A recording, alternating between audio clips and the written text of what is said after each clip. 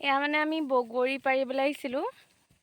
কাইলৈ আমাৰ সৰুগৰাকী আহিব, সেইকাৰণে বগৰী পাৰিবলৈ মায়ে। বগৰী পাৰি হৈ গ'ল বাৰু,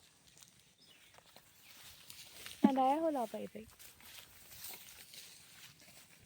এক টিং বগৰী লৈ ল'লোঁ, এতিয়া ঘৰলৈ গৈ থাকোঁ। আজি যিহেতু আমাৰ নপোৱা স্কুলৰ পৰা আহি পিনি আমি একোৱে ভাত খোৱা নাছিলোঁ, তাৰপিছত এতিয়া মানে আমাক ভাত খাবলৈ দিছে। এইফালে মাংস কাটি লৈছে, এইফালে চাউল।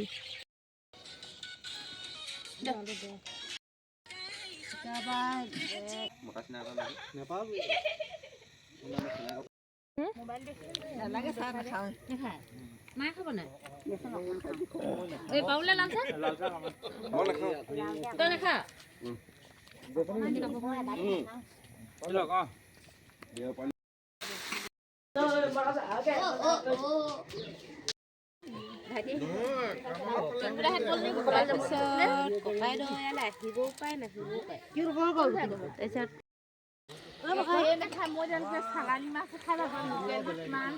এইফালে আমাৰ খুৰীহঁতে মাংস ভাজি আছে, এইফালে কথা পাতি আছে।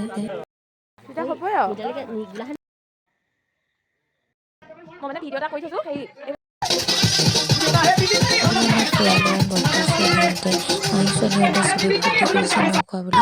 এতিয়া আমাৰ খুৰা ভণ্টি পুৰা নাচিছে।